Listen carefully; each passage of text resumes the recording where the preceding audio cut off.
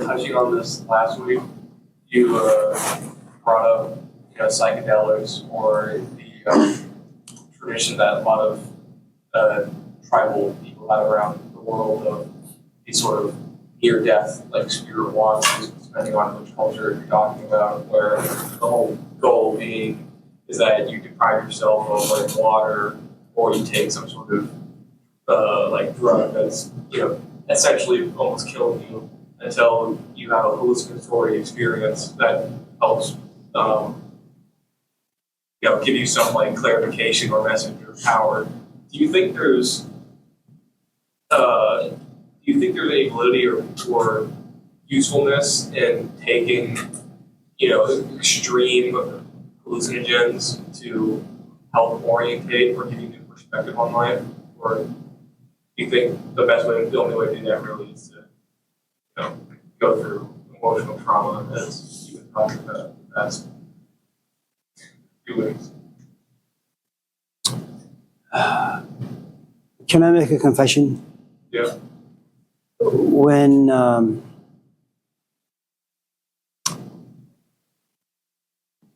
you ask a question, or anybody asks a question with a long commentary, then I get lost.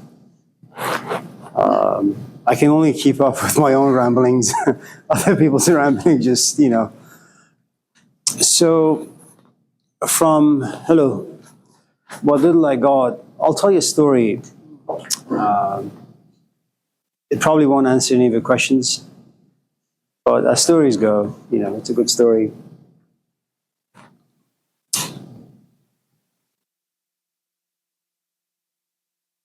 There was a guy who was sick in the head some years ago. His name was Aldous Huxley.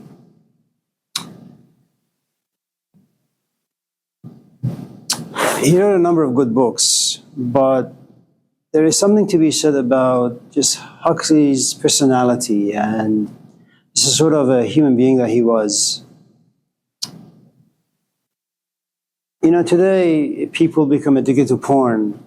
He was addicted to reading books and philosophy and religion. From a very, very young age, he was contaminated by something that he wanted to understand, perhaps his place in life, his purpose, all those things. It haunted him from a very, very young age. And for those of us who lose hope or interest in our parents because we come to realize they no longer can give us answers, and our, say, philosophy instructors, we signed up for a class hoping that we get some existential answers to our dilemmas, only to realize that they are kind of incompetent. Whatever the case may have been, Huxley was a seeker. And some people are seekers after physical pleasures. Some people are seekers after emotional pleasures. Some people are seekers after intellectual pleasures. And some, like Jesus, I suppose, they're after spiritual pleasures, And the only difference between all of them really is the longevity of it. And the amount of time you have to be in the desert from not having to having, the amount of struggle and effort, and the things you learn from your own journey.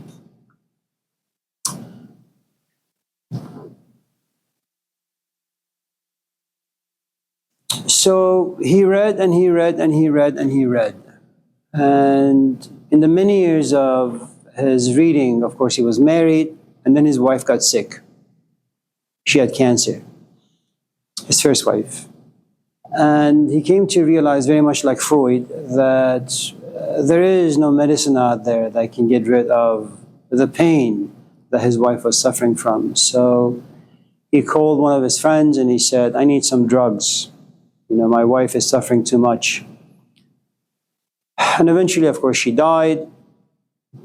He remarried after some weeks. And then he got cancer. And he remembered that the only way that he could reduce the pain was through drugs, which he did. But before that, he did something really amazing, which was the following. Imagine at the age of 10, your parents take you to church, and it's your first time. And the rabbi or the pastor or the imam tells a story of Jesus. from his birth to his death. And it's a very, very moving sermon. And that's one of the things you need to understand about lectures and sermons. Lectures appeal to your mind. They make you think. And unfortunately for thinking is that your thinking, for the most part, is rooted in all the things that you have experienced, all the things you know, all the things you're familiar with. So anything that's out of the range of your experience, you don't really think about, you dismiss, you categorize them as bad or wrong or evil, whatever the case may be for you. Sermons, on the other hand, they bypass your reflective abilities. They go directly to the emotional center. You feel, and you have no idea what you feel. All you know is that when you apply your thinking abilities to figure out why you're feeling a certain way because of what you're hearing, your thought process is paralyzed. It doesn't work. So, So, as you're listening to the story of Jesus, you're moved. You don't know why, but you're moved. And then you go home and you read the book yourself. And you're fascinated by the story. Leaving the house at the age of 12, that's what we have, at least in the Gospel of Matthew, not so much Mark. And then he disappears for about 18 long years. And then all of a sudden he shows up from nowhere. Someone tells him your father is dead. He doesn't really care. Someone says, well, your mom is over there. He doesn't really care. He goes directly to the temple, the synagogue, and he tells the Jews that you've been waiting for this philosopher king, if you will, this Messiah. Here I am. And so that's what you do. You go on this quest. Because for some strange reason, you all of a sudden deem him as your hero. That's the sort of life you want to have.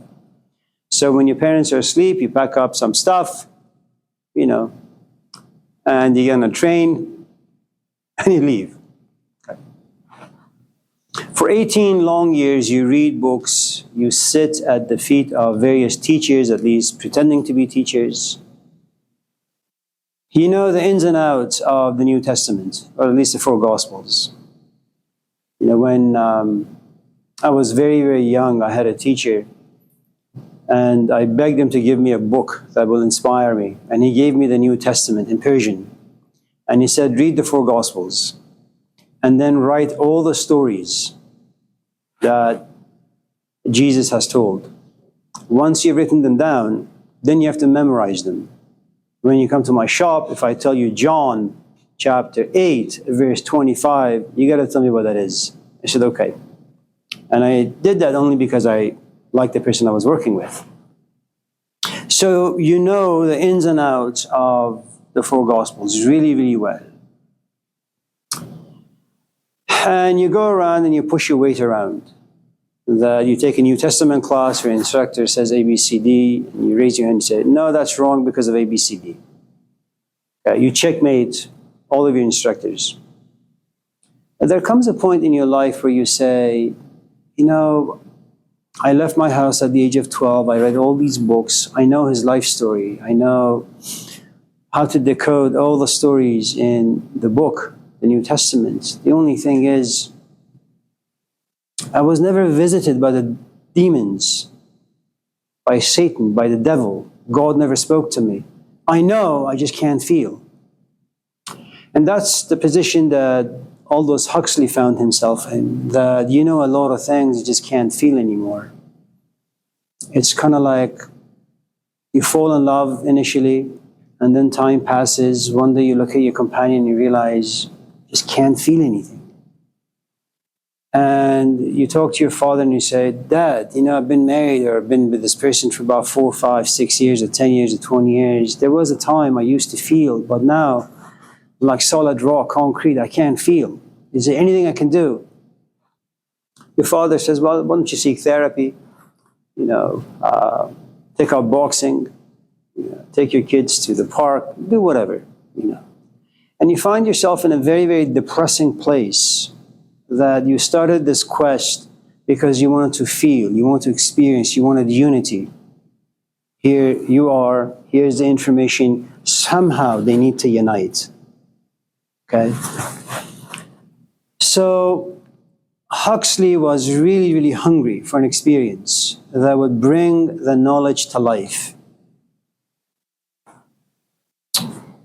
You know, it's kind of like you like someone, and the final gift that needs to be given to you for your liking to truly come to life, to be embodied, is sex. Your body, your mind, and your emotions are all together, and so is hers. And when the two of you are intimate, magic happens, you know. And you stay in bed for the next like 2 weeks.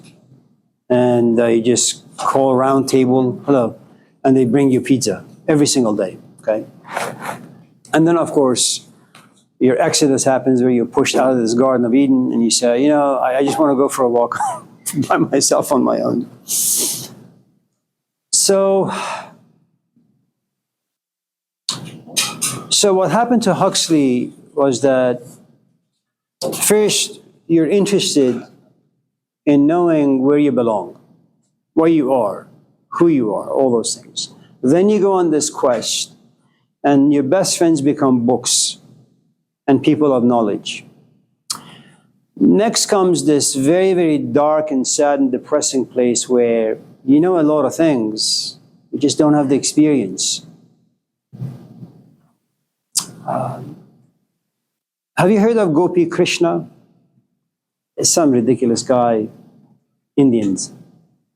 So, Gopi Krishna, from a very, very young age, this is in India, he used to sit and meditate. And by meditation, I just mean he used to sit, cross-legged, breathe in, breathe out, and have a very focused way of looking at things. Okay? After like 20 years of doing this every single day before going to work, he has an experience. He doesn't know what the experience is. Later on, of course, it's what the Hindus call Kundalini, or the serpent power. This experience that was written in books came to life for him, and it turned into poison, and he was going to die, in fact. And so he went around India asking people who had written books about Kundalini, who had talked about Kundalini, some advice. What can I do to get rid of this force or this energy that's running through my veins so wildly? No one could give him answers. And what you have is this. You have a lot of people talking about a lot of things because they have a lot of information, because they've gone to school, have a PhD, and they've been lecturing their entire life. But what you really want is not so much getting to know the life story of Socrates. You want to be Socrates. And that's what Huxley wanted. Huxley wanted to become one with the knowledge that he had. And he came to a place where he realized that there is no way, he's stuck. So he called a friend in Canada. And he said, listen, I know that you're playing with psychedelics a little. Can you bring some to California? This is my address. I want an opening. I've knocked my head against the wall for too many years. Maybe drugs will help me experience something. And that friend came from Canada, and they sat together, and he smoked. And he has a book called The Doors of Perception, I think, and I suppose his doors of perception were cleansed. That all of a sudden he experienced something. You can't really describe it, you can't explain it, you can't talk about it. All you can say is, it's a feeling. It's something I saw, I experienced, but I can't describe it to you. It's something that you yourself have to go through. So you're not Native American. You're not African. You're not from the Middle East. Okay. You're not in Japan, in some monastery. You're just a regular chap, some punk in Oakland, right? Look at it. And I don't mean to offend you in any way. And you read some books, and it's fashionable for Oaklanders to talk about weed, getting high, sitting next to Jesus Christ and chatting with him, while high.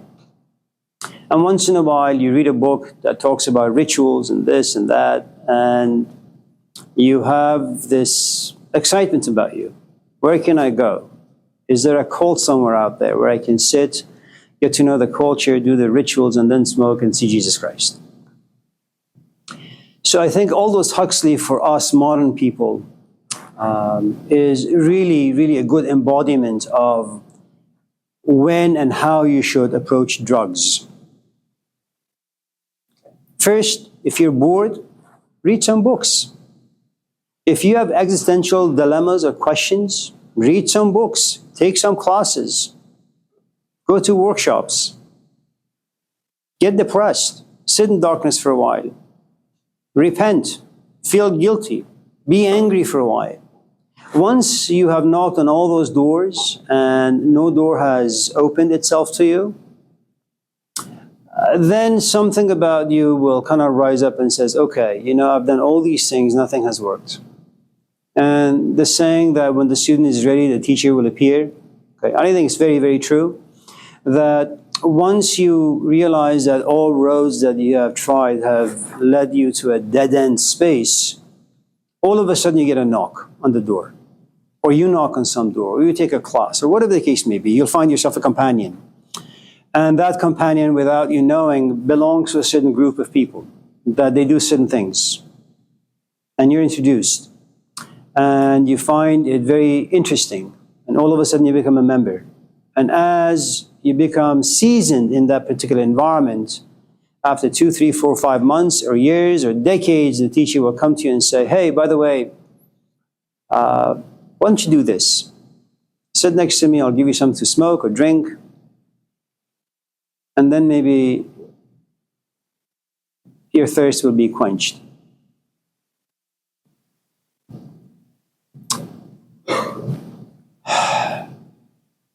Maybe I can tell you a story, another one. And forgive me because I've forgotten your question.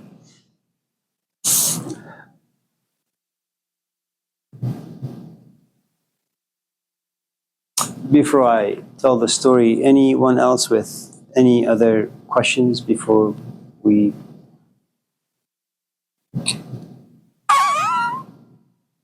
Terry? No?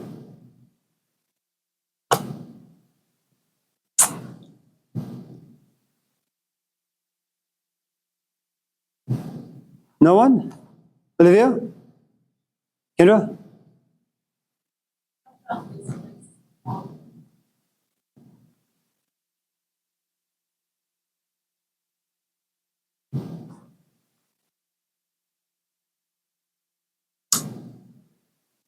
Well, let me tell you the story first.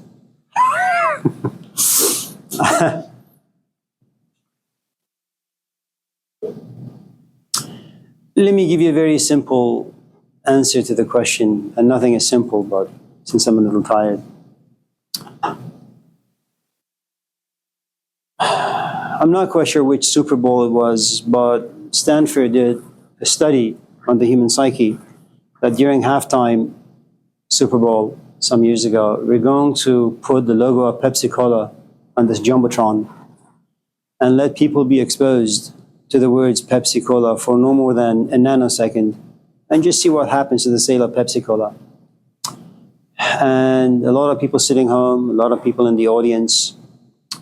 The point was that ultimately the sale of Pepsi went up by 600% in about 15, 20 minutes time. And no doubt that a lot of people who all of a sudden began to feel thirsty or long or yearn for Pepsi imagined, I suppose, that it was their own will. They themselves came up with this longing. I really want Pepsi right now. And perhaps not very many sat back and observed the fact that they were manipulated by something out there. And that manipulation gave birth to a desire. That desire gave birth, if you have the resources like car, like money, like time, energy, and you're not sick, you get in your car, you drive to 7-Eleven and you buy yourself a 36-pack of Pepsi. I think longing is created in the same way. The only difference, I suppose, is who creates the longing for you. I'll give you an example. Imagine you have two very, very, very, very charismatic figures walking in the classroom. One happens to be the most beautiful of people, Snoop Dogg. He's physically attractive. He has a wonderful voice. His singing is like, the angels coming down from paradise and whispering into your ears. And you grow wings and you soar to the heavens because he's just so beautiful.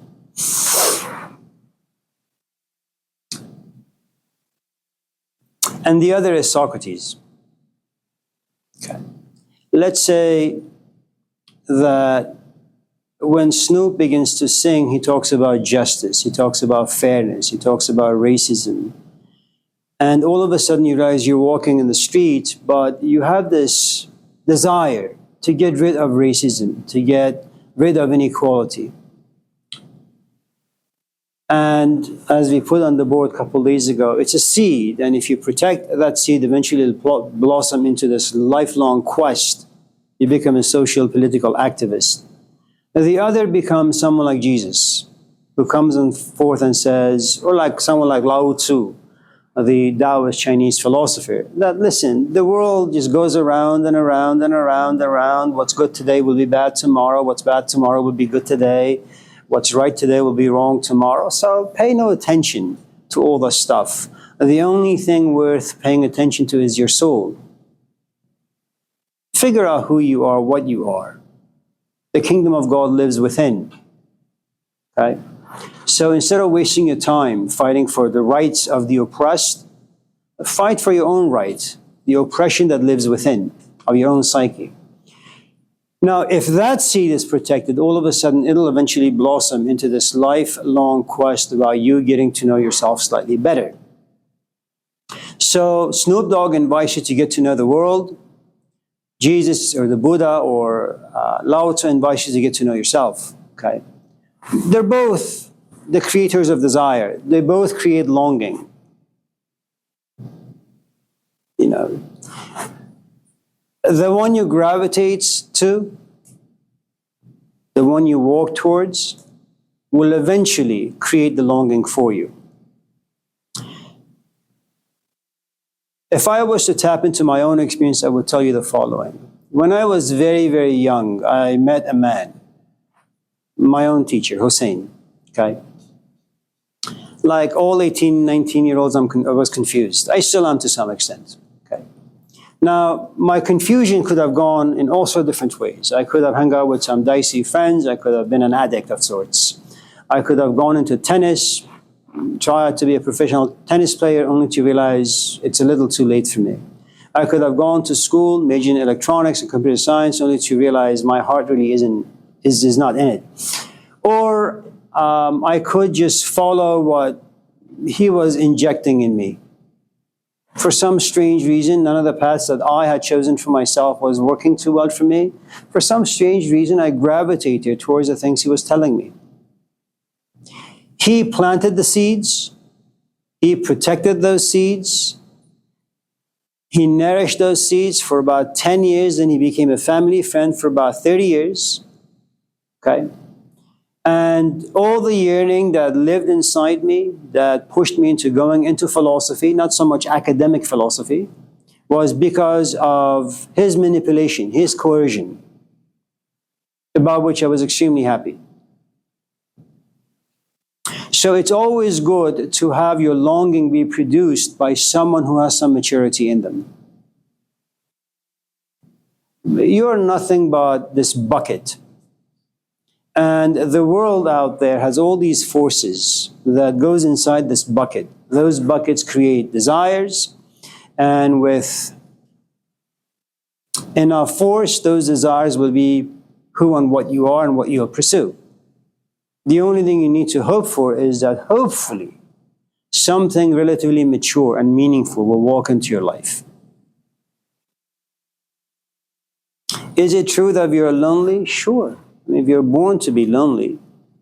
There is this poet by the name of Hafez. Forgive me, Matt, I'll tell you the story in just a minute. Hafez has this metaphor that human beings are like this tulip, the red kind. You know, so the petals are red. In the middle, there is this black dot. And so Hafez argues that the human heart is like the petals of this tulip. It's always red. It's always bleeding. It's always longing for some answer, for some the desire to somehow find meaning, to belong to something that's valuable. Okay? And the reason why the human heart always bleeds, and it seems like this is never going to be our home, is that at the moment of creation, God, and we are talking about the 13th century, it's Iran, it's a very religious environment. Add to that he was a mystic, so it's like religion times 1,000. So he's really, really intense. He says that the moment of human creation, God put his finger on the human heart and burnt it, saying that you're going to go down to this planet called Earth. You will do all sorts of things to make Earth your home. It'll never be your home. Your only home is what has touched your heart, which is God. So, is it true that we are lonely? Yes. Is it true that somehow we want to overcome loneliness? Yes. Is it true that our body becomes attracted to another person? Yes. Is it true that through attraction, eventually it blossoms into love? Yes. Does love demand that you invest your body, your mind, and your emotions into this relationship? Yes. Will the relationship, your investment, eventually betray you? Yes. Have they been misplaced? Absolutely.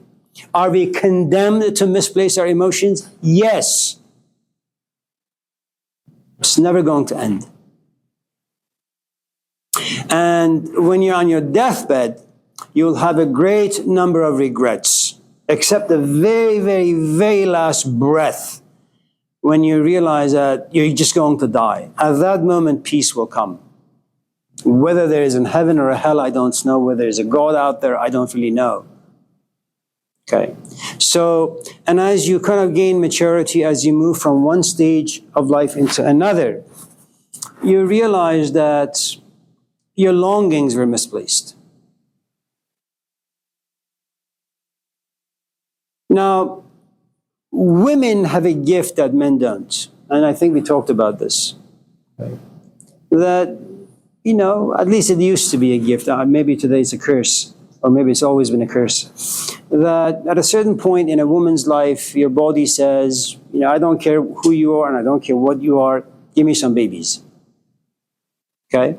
And the moment you have a child, okay, depending, of course, on the relationship and the culture that pampers that relationship, you're going to spend the next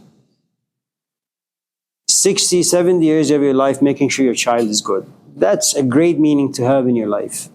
Men, on the other hand, look at us. I mean, look at the Old Testament. You have all these prophets, all men, all losers, going into the desert trying to figure out what the meaning of life is. Men are just condemned.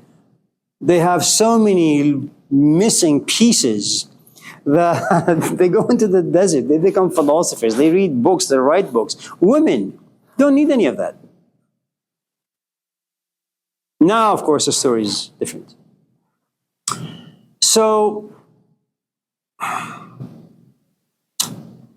think there is a certain way where you can suffer not as much, and that would be, I think, and let me just project and impose and all that. Is there anyone who's 18? We have two 18-year-olds.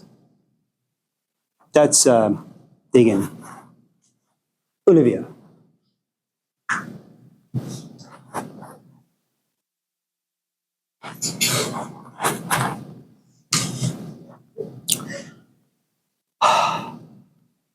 They're going to spend the next few years of their life taking GEs. Let me take art. Let me take a music class. Let me do chemistry. Business. Just loser fields. All of them. You doing business? I'm so sorry to hear that. I think the saying that comes in the Gospel of Mark, let the dead bury the dead, applies to you. I'm just kidding.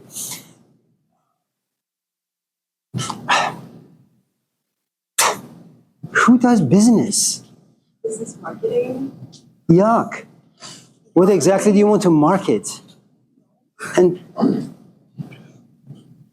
what kind of idiots are you going to find? Lots of that. There's a lot. Yeah, you're right. It's a good field. Good job. That's the way to get rich. So they yearn for stability, for longing to be rich, to find meaning. He's going to do business too. She's trouble. I'm not quite sure what she's going to do. What are you going to do? My major is philosophy.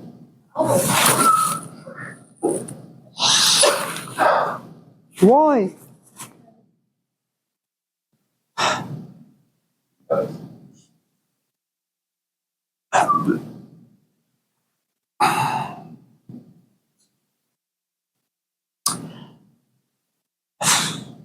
So she wants to do philosophy and business.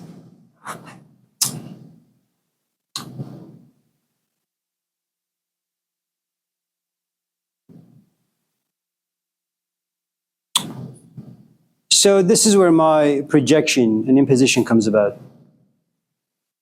I'm an immigrant, didn't have any money. Once in a while, I slept on bus benches.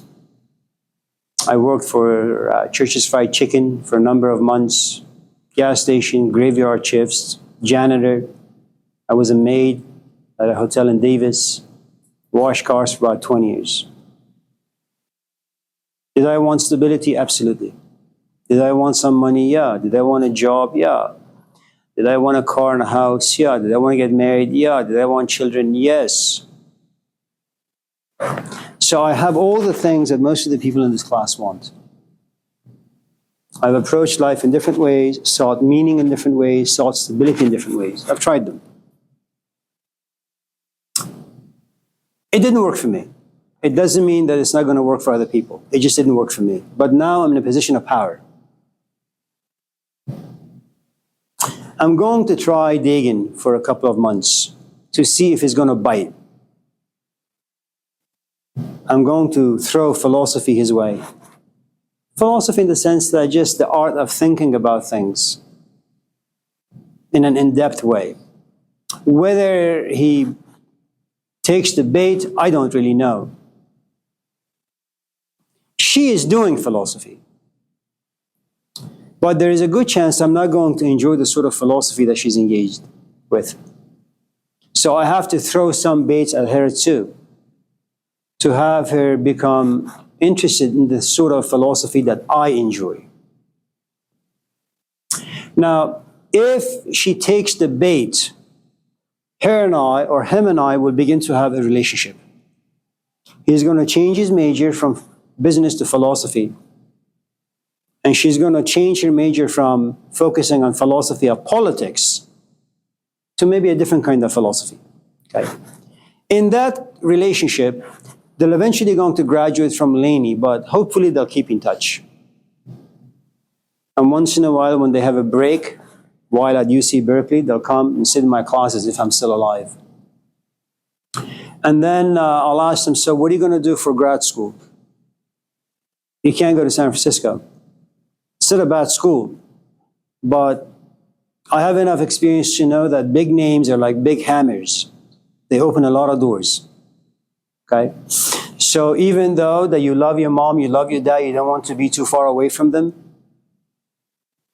I'll tell you to go to Princeton, to Yale, to Stanford, if you get accepted. And once you graduate with a master's or a PhD, that's like Jeremiah's hammer in the Old Testament. Whatever door or whatever wall you bang the hammer on, it's going to crumble. And once you apply, for example, once you have a PhD to Berkeley, once they see that you have a PhD or a master's, well, not so much a master's, a PhD from Yale, they're going to give you some serious consideration. You know, and that's a full-time job. It's about $150,000, $200,000 a year. You have an audience. So while they long for stability only the next couple of years, I want to give them something that's going to last them for about 50 years. So, again, a misplaced longing, you have no choice but to have them. But the shelf life of any longing really has to do with who has injected what into you.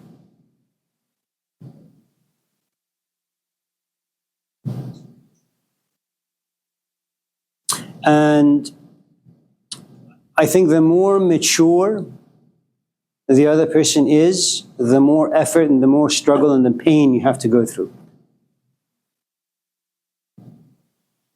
You know, it's not going to be very difficult to hang out with Snoop Dogg. It's going to be damn tough to hang out with Malcolm X.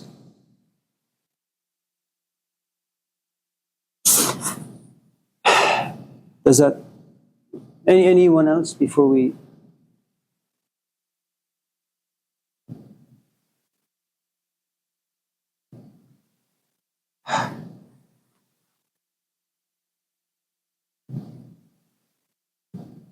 My shoes. What? My shoes. Oh, they're my father's. He doesn't wear them anymore. He's 90.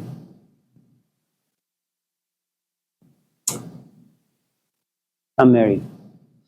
Just kidding.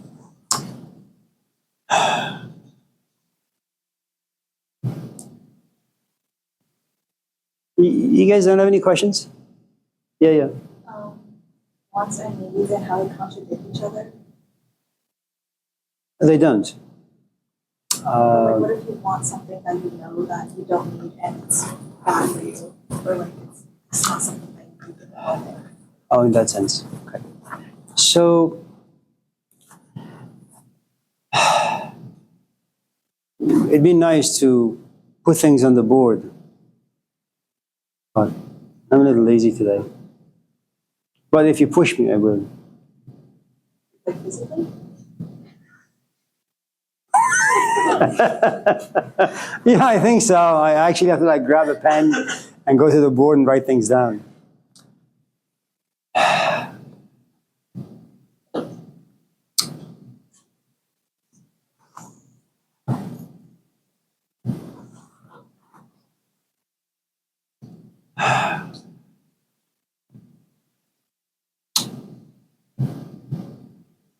You know, my father, we were talking not yesterday, but the day before. He says, Amir, you have such a great job. You're there to inspire your students. You know, be positive, be excited. I say, yes, Dad. You know, even at this stage, I can't talk back to him. Yes, Dad, you're right. Yeah. And then I come to class and I really do want to embody everything that he's told me to do, like be positive and be happy and all that. I just can't do it. And so at the end of every class, I realize not only have I put myself in this dark black hole, but I've also invited other people. So, having said all that nonsense, let me just put a couple of things on the board. So there is no conflict in want and need. What happens is when you want something, it stays with you for a while and then it disappears. And there's a good reason as to why it disappears. First, for anything to occupy a good amount of space inside you, it has to kind of just keep ramming into you, you know.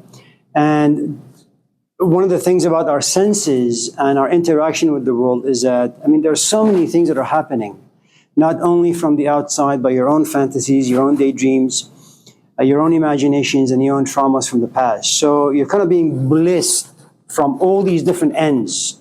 Things are attacking you. So you see a Tesla, you say, I want it. Then comes a Ferrari. I want that. Then comes a cute guy. I want that. Okay? So this hasn't even taken root. It's replaced with this. Okay? When want happens, it means that the want through imagination, and imagination always have hope and dreams in it. It always exists in the future. And you see yourself as a sort of a human being that the value goes up if you're sitting in the Ferrari as opposed to a 1925 Honda. Okay? So there are lots of things that are taking place when something becomes a need. You're emotionally invested, intellectually invested. Your future is oriented towards the object of the need. That's not what want does. Now, what you have are conflict of needs, not so much wants, but conflict of needs, because needs is there to stay. Want is there to pass very, very quickly. Now, why do I say you're going to experience conflict in needs? Simply because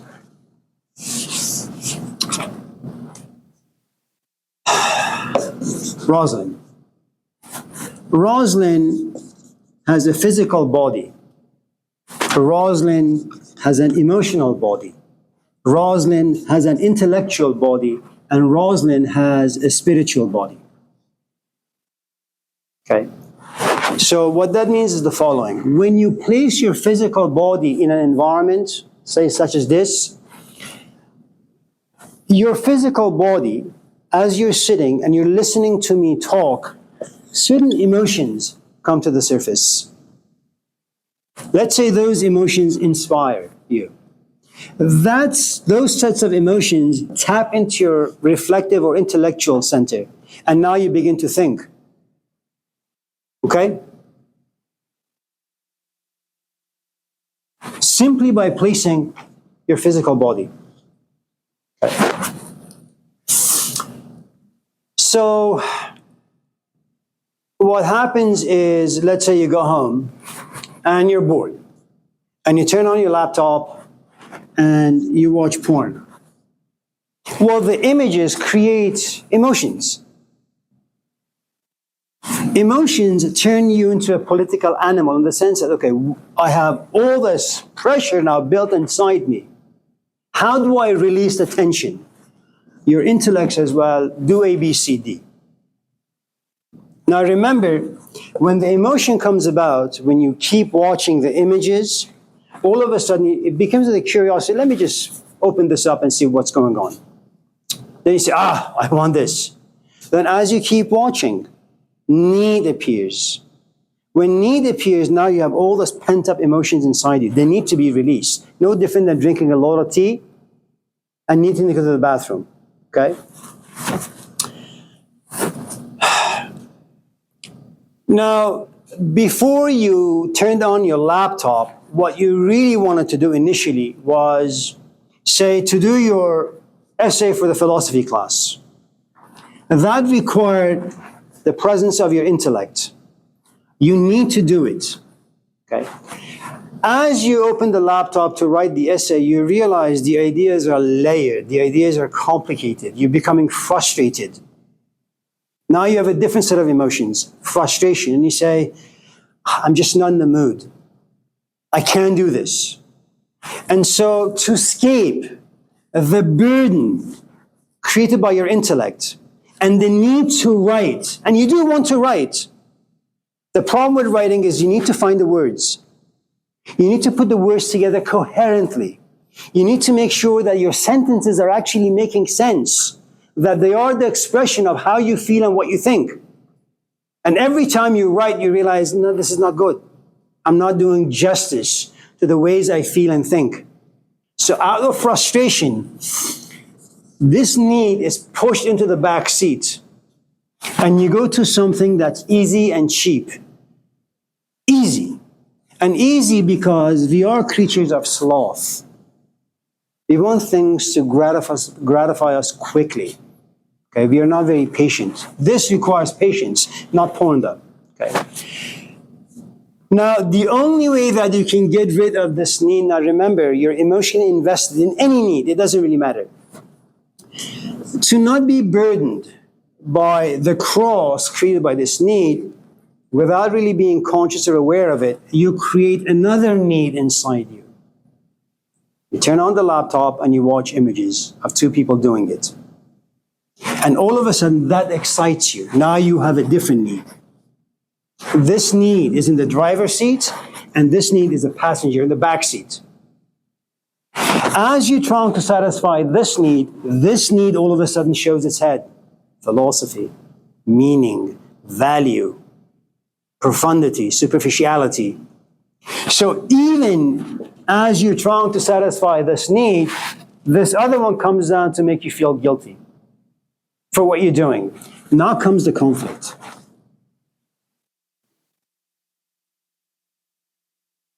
And then when this need refuses to be satisfied because this keeps poisoning it, you say, F it. Turn off the laptop and you go for a walk. That's where the conflict comes. So what you have is, we are all conflicted animals in a physical way, emotional way, intellectual way, and spiritual way. But conflict only happens with needs, because a need occupies a good amount of space inside you. Now, something also happens when you realize that you go to your math class and what you hear also inspires emotions, but they are negative. And you sit in the philosophy class, for example, or history class, and emotions also come about, but they produce positive. And we don't enjoy negative emotions, but very much enjoy positive emotions. You do something without perhaps paying attention, and that's the following. You will drop your math class, and you will sign up for another philosophy class. So what happens to you physically, you place yourself in an environment where for about 3 hours, you have philosophical emotions that tap into your intellect. Now you begin to think, reflect philosophically.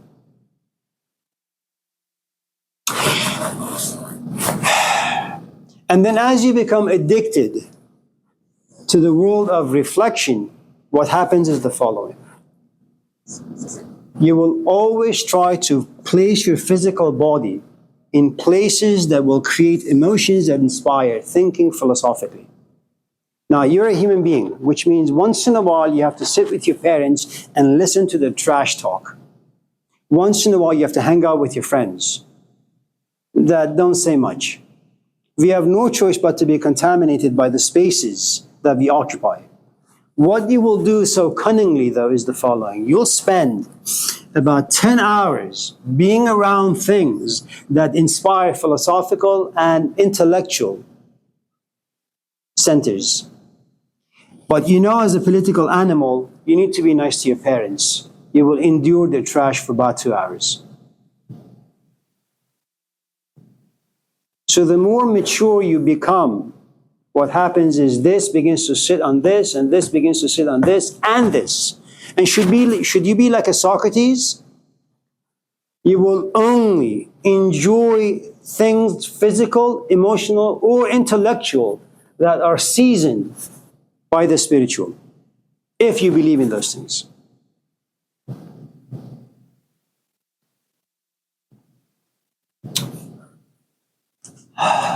So there is this wonderful story in the Gospel of Luke, if I'm not mistaken, where he says, well, you know, you've been given freely, now go out there and give freely to other people. And should you enter a place where they don't welcome you, shake the dust off of your feet. Don't even go there. In other words, if, for example, you have found someone very attractive and you love them, and you realize at a certain point that they like you for your body, you walk away from it because you're being reduced. And as they impose certain pressures on you, eventually you yourself will be reduced to nothing but meat. If that makes any sense. If it doesn't, it's okay. Anyone else before? Jerry? Wolf. Do you ever stop grieving? Grieving?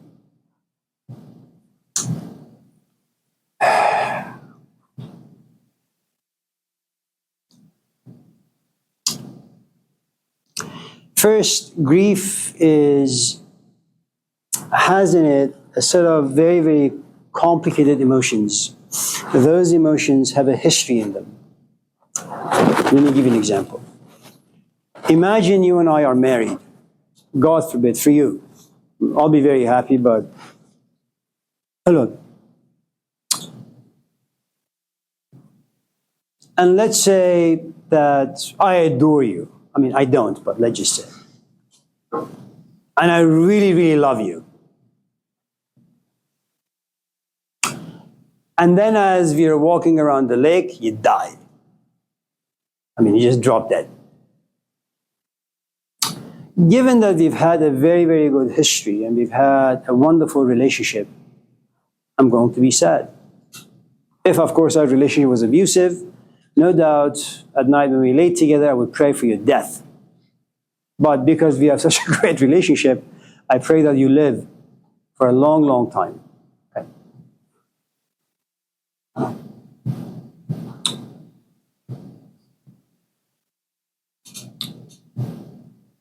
Since your death has been so recent and so immediate and such a jolt or a shock to my system, it's really difficult to forget the experience. I go home, I usually say, "Hey, Wolf, where are you?"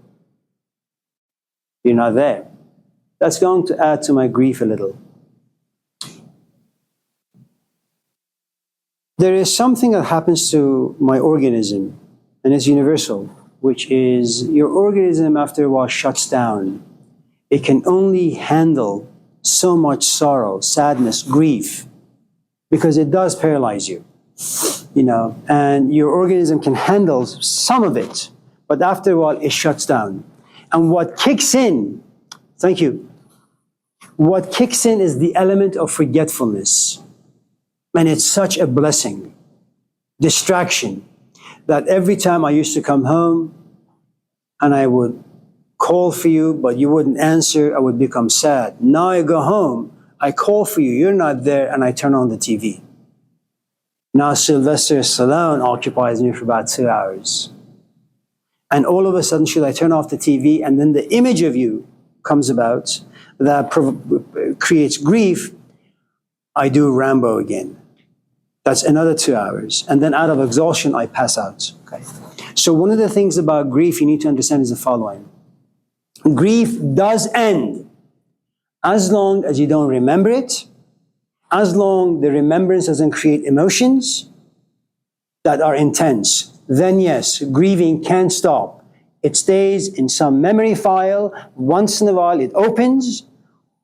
You think, you feel, you simmer in the feeling and the thoughts for a little bit, and then it passes. The more you remember, the more you're going to be burdened. Now, there are some griefs that are really, really good and healthy, and some are really, really bad. Now, one of the things about the positivity of grief is the following. You will not know how great they are until you have reached a place of stability. Let me give you an example. Imagine I'm an alcoholic. It begins as a social drinker, okay?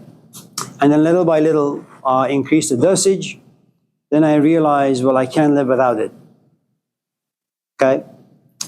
And I'm willing to sacrifice whatever to make sure I can have another drink.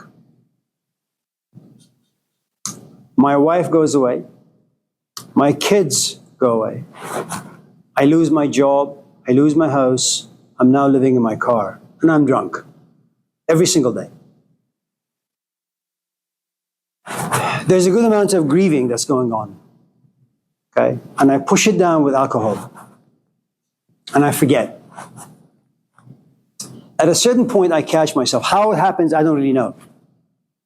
Nobody knows. I catch myself, and I go to the AA center. And I go there because I now have some awareness about myself, about my life, and about my losses. Okay. I'm going to relapse. That's an additional grief on top of all the things I've lost and grieving. After many, many tries and many, many years, say 5, 10, 15, 20 years, I realize I've understood this a little bit. I can, in fact, consider myself to be sober. But now something interesting happens. Someone gives me a call and says, Amir, you've been at the center for about 20 years and you don't drink anymore, but you continue to come, which is wonderful. By the way, do you mind taking over the AA center in Walnut Creek? Me? Yeah, why not? So, okay. And I walk in, of course, nervous. What am I going to talk about? I don't know anything. And then there are 20, 30 people who are sitting. And all of a sudden I realize something. I have lived the life that all these 30 people have lived and perhaps are living. I know their stories. I know their grief. And as I begin to talk, something about me begins to unfold. And I begin to speak their language. And I give them an oasis in the middle of the desert, because that's what alcoholism is. And they find shelter and comfort in my story, in the fact that I understand so well what it means to be a social drinker, what it means to no longer be a social drinker but addicted, what it means to have lost a wife, your children, money, job, a liver, a kidney, living in your house or in your car, being lonely, being isolated, being depressed, and then rising up to overcome all this stuff. And then going back to my wife asking for forgiveness. And then crawling to my kids asking their forgiveness. And begging and begging and begging and begging until they say, you're forgiven. Not, they haven't forgotten, but you're forgiven. I understand all of this stuff.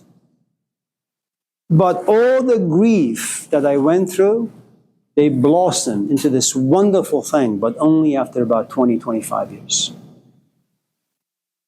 Now that's a positive grief.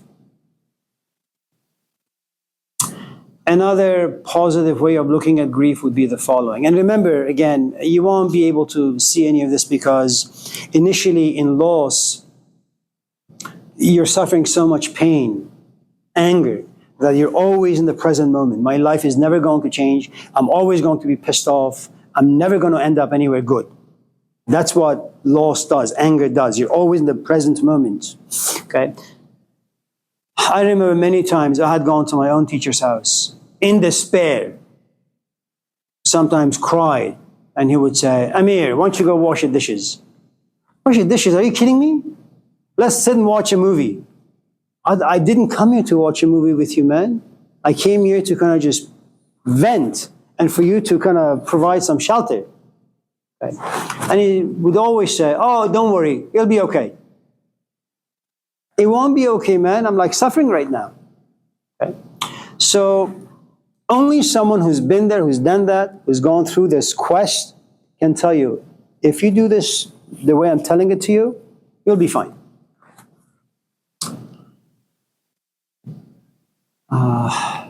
Anyways, I forget. So, all right. Anyone else?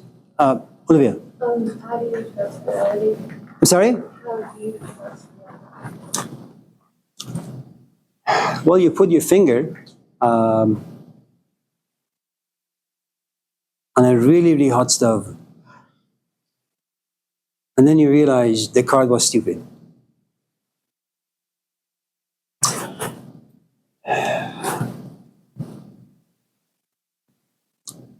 There are a couple of things. First, you're dealing with your imagination. Then you're dealing with the culture. Then you're dealing with your time in history. In other words,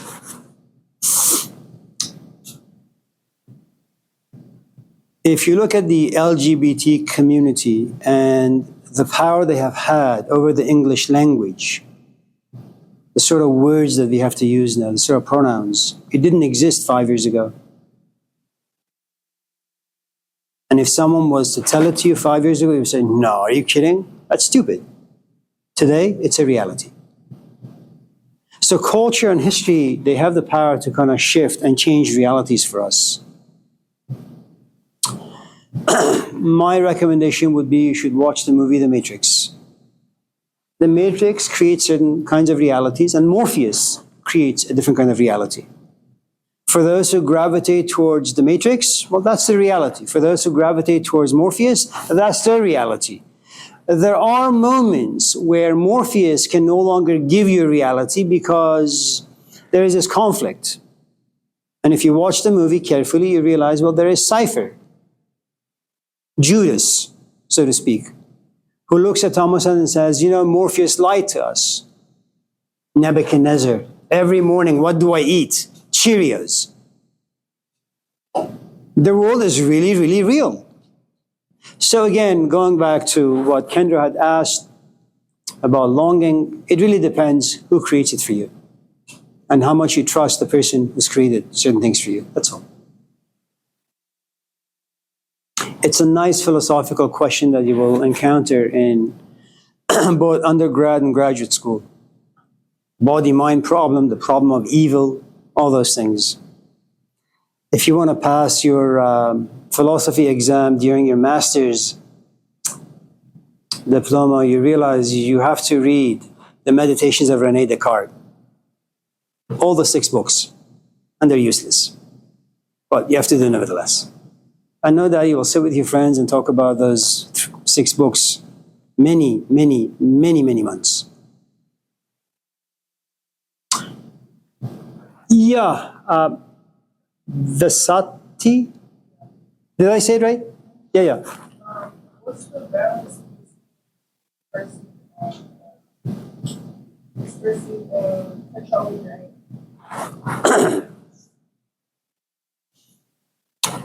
Well, first of all,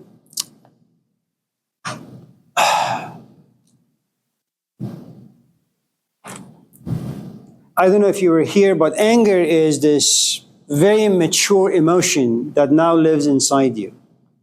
In other words, you're living your life, a thorn enters into your life, it begins to irritate you. Then you try to remove the thorn, you can't, it frustrates you. I don't know if you've ever had a thorn in your finger.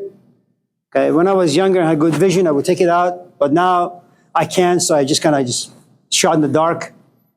Then after a good amount of irritation and frustration and anger, where it forces me to think about my age, the fact that I'm blind, becoming more and more incompetent, I meekly walk towards my wife, with whom I just had like an argument. Says, honey, forgive me. I apologize. Can you remove this thorn? Okay? And then if she's really, really pissed at me, she says, buzz off. And then it'll be just me and my faithful companion, the thorn. Now, and remember, your mind with all these negative emotions comes down, opens a toolbox to figure out, okay, what do I have? What do I need to do to remove the irritation, frustration? And then you realize you can't. Then you get confused. And confusion creates its own set of frustrations and irritations. And then you get angry. And anger is about injustice. Whether rightly or wrongly, it's about injustice. I don't deserve this. And it could be, why couldn't I have paid more attention? I should have worn a glove, for example, instead of just carrying the 2x4s with my plain hands. Okay?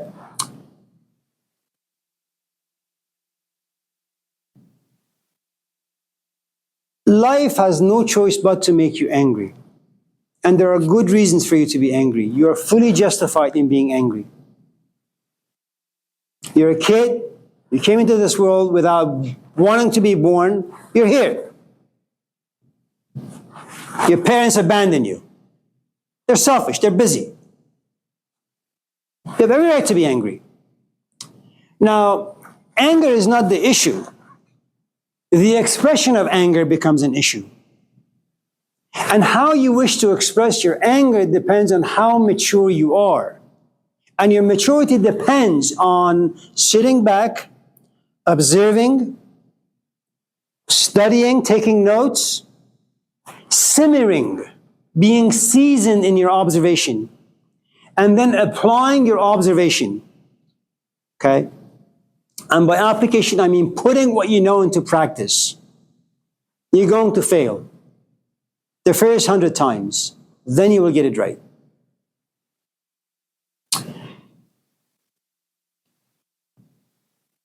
The easiest way, which is really not very easy, is if you come to my office and say, I'm really angry because I got a C on this essay. Okay, what do I need to do? Well, you're not really talking about the essay. You're talking about not being angry anymore by your grade in this class. And I say, okay, well, sit your ass down, listen to the audios, take lots of notes, understand what you're taking notes on. And it's in the understanding that will eventually, the understanding itself will force you to think and then write good essays. Understanding creates responsibility, not imposed by me. You're now responsible to write a good essay because that is what understanding forces you to do. And if you don't, you will feel guilty. So remember, life is there to push us around, all of us. I'm in a good mood right now. You're going to go complain to my dean, I'll be in a foul mood. Okay? If you're interested, Stoicism, it's the branch of philosophy that came after the death of Socrates some years ago, years after his death.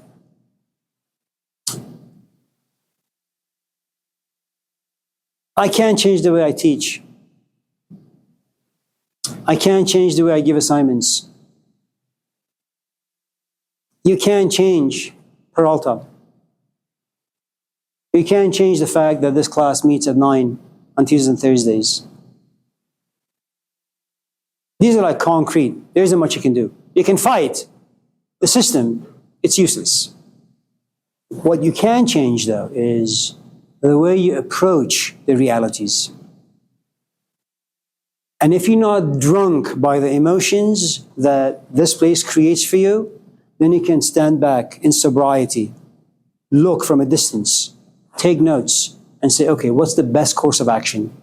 If I'm going to raise my hand and this guy's going to bully me, maybe I should just sit and not raise my hand at all.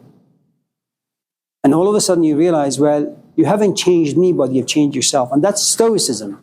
You can't change the world, but you can certainly change the way you feel about the world. And one of the best practices is the study of Buddhism. It doesn't have a God in it, thankfully. It's a psychological tradition that says, look, you're in love with me, fine, I'm in love with you too. But know one thing for sure, with every birth, there is a death. Love me. Just know that tomorrow may come and you may look at me and feel nothing. And it's not an unexpected death. It's not going to shock you. You are ready for it. That's a wonderful way of looking at life. So remember, you have every right to be angry, but you don't have every right to express anger in whichever way you please. Because you are, after all, a social animal. Your actions will have consequences that can either reduce the intensity of anger or increase it. And people can be angry for different reasons. Some angers are organic and natural. You know, I went to school like my parents asked. I got married like my parents asked. I had kids like my parents asked. I did everything the society asked. I'm not happy. Now, that is the software of what it means to be human. You're always misplaced, displaced, estranged, expelled from some forsaken place. Some angers, you can actually see the roots. My father, my mother, my boyfriend, this class, my job, my customers. You know, even if you get rid of people like me, you still have your own psyche to wrestle with. So anger is never going to go away.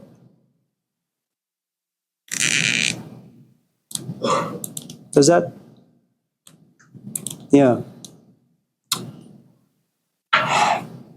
Don't try to change your boyfriend. Just walk away. It's not worth it. And I tell you that as like a brother or a father or just a friend. You can't change a single soul on this planet. If you don't like what you experience, walk away. Don't be stupid. Don't invest time and energy into people. Yes? Anyone else? What time is it? 10:14. We have a minute. You can do an American quickie. Aaron. Matt? Said there was a story. Oh, that story is like 45 minutes, man. Yeah. That's like a Persian story. I'm not going to Americanize it. It's not a quickie. Anyone else? Yes, Terry? What is there to say? I agree with you. Richard? Is evil real? I'm sorry? Is evil real? You should ask Palestinians. It's real for them. Israel.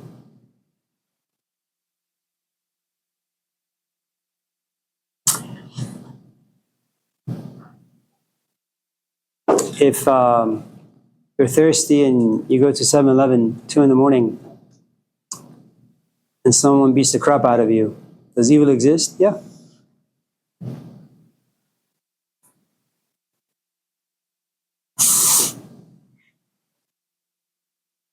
It's just a very unpleasant experience. That's what it is. Anyone else? Good. So when we come back on Thursday, we'll talk about the Persian story. I'm just kidding. Anything will do. So take good care. It's good to see all of you. Stay well.